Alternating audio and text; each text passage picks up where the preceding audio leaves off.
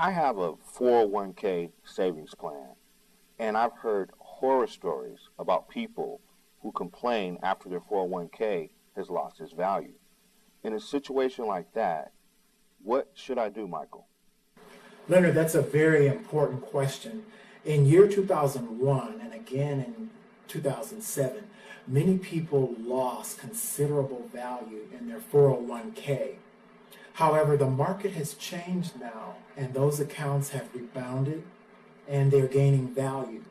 So a person in that situation should continue saving in the employer 401k, especially if the employer is matching funds, because that's money we don't want to leave on the table.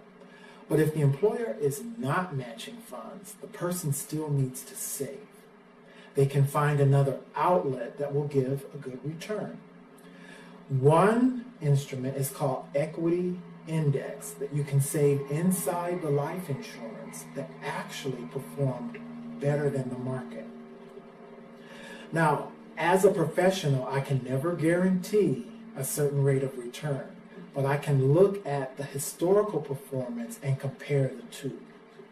So in this chart we can see the S&P 500, how it performed starting back in 97 up to year 2011.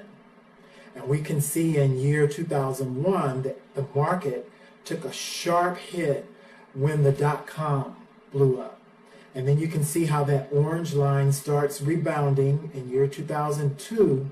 Then it peaked out again in 2007 when the real estate bubble crashed. The blue line represents the equity index. And you can see for the same amount of money invested, the equity index locked in the principal and interest when the market crashed. So you can see it flatlined there. Then it took off at a higher point when the market changed. And then it climbed up to the same peak in year 2007. Look at that. The market crashed while the index held steady. So basically the money was under the mattress when the market was going crazy. Then when things turned around, the index went up from a higher starting point. And so now that same money invested on the market and the index is a big difference. It looks like it continued to rise. Yes, it continued to rise. So the person had a couple of hiccups during the crash period, but after that, when the market recovered, so did your money kept going. It didn't have to start all over and crash with the market. There you go. I see. Wow. I can use some assistance like that. Know where to put my money and when to put it, and then don't worry about it. And not worry about it. I see. Okay, that's a good program that you have. Can you tell me more? Some people shy away from investing inside life insurance because they think that they could get a higher return if they could buy stocks on the open market or buy real estate. But the thing about that is you have to watch that money very carefully. You almost need to pay somebody to be watching it, because when that stock changes, you need to act quickly. And if you don't, you suffer the same kind of hit that we experienced in 2001 and 2007.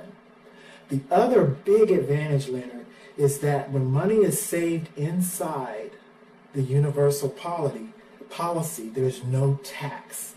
The money grows tax-free, and guess what? When you take it out, it's also tax-free. But when you withdraw money from the 401k, Uncle Sam has his finger in the pie, and he takes his cut. So it sounds like to me you're saying that investing in life insurance, your life insurance, has a better return than a 401k. What I can say is that this particular index has performed at 8% on average over the last 29 years, which has beat the market. I can say that with accuracy. Well, that's something for our television audience to think about. And I know it's something that I'm thinking about now because I've learned from it. Mm-hmm. Michael, I'm speaking on behalf of someone that may be listening. I'm young in my career, and I'm working for a company that doesn't have a 401k or retirement plan. What should I do? Leonard, that's a very important question. Many people young in their career don't take advantage of a very important factor which is on their side. And that factor is time.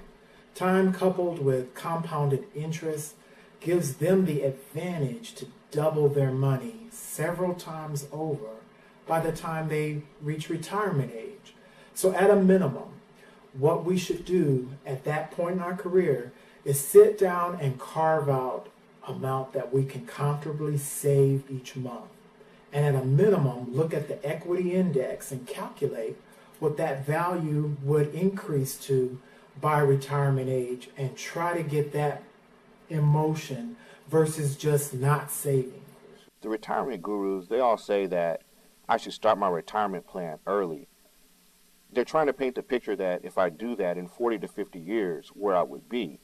I get that. I'm in my mid-40s right now, and I'm trying to figure out which way to go in my retirement. What should I do? Again, Leonard, there's a message of hope for a person that is late in their career and they have not saved. The first thing what we would do in that particular age group is to first determine the amount of money that's needed for retirement. And what we're going to do in the remaining years is a turbo charge. What I mean by that is we're going to maximize the amount that that budget can afford within the constraint of the tax code. Now the tax code sets a maximum for the amount you can save each year. And in year 2015, the most you can turbo save in a 401k is $18,000 if you're below 50. If you're over 50, you can save up to $24,000 a year. So first we're going to try to do that. What's the most amount we can save in the 401k? We'll also consider an IRA. You can save up to $5,500 a year in an IRA if you're below 50, over 50, up to $6,500. The reason for doing this turbocharge is that that money is still going to grow tax deferred. So we want to save inside a qualified plan that Uncle Sam isn't going to be tapping every year we do our taxes. So the more you save up front, the less that Uncle Sam can tax you, and that money is going to go towards pretty much a tax-free savings. That's right. But he doesn't go away totally. When you finally reach retirement age and you start to draw on that 401k, he shows up knocking at the door for his cut. So for that person who is towards the end of their career, we're going to turbocharge the 401k. We're going to calculate the amount that's needed to live on each month, and usually there's a deficit.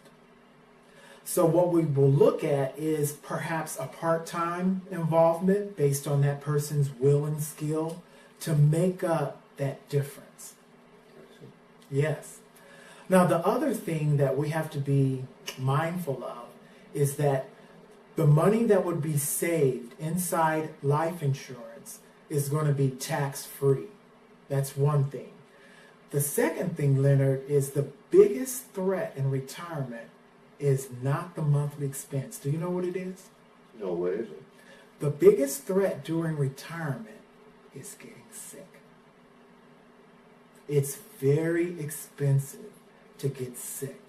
And once a person is starting to battle a disease or some illness, the cost for treating that illness can very quickly draw down their retirement savings. So we want to set up a savings plan that's going to cover monthly living expenses. We can pay the PG&E and the car, keep the lights on, but we will set up living benefits in their life insurance to cover if they should get sick. And we'll preserve the monies in the retirement so that that money will last. Right, and in our community, with all of the things that are going around, it kind of pays to do that now so that you'll be in a better situation to treat and preserve yourself later on. Right. Later on, if there should be bad news on the medical side, we'll tap right into those living benefits, cover those expenses, and keep moving. Wow. You know, Michael, it's been a great opportunity to provide this information out to our community. And if the community and viewing audience, they wanted to get in touch with you, what would they do? How would they do that? Contact me, Michael Lucas, at Equity Resource. Here on the screen, you can see my Facebook page. Go ahead, contact me there. Also, my email address is there, and you can contact me by phone. Great. You know, it's really been a pleasure talking to you today. We appreciate the opportunity to have this information, and I'm looking forward to hearing more about how I can secure my financial future. Thank you very much. So contact me, Michael Lucas, Equity Resource Network. We're here to make sure equity is in your future.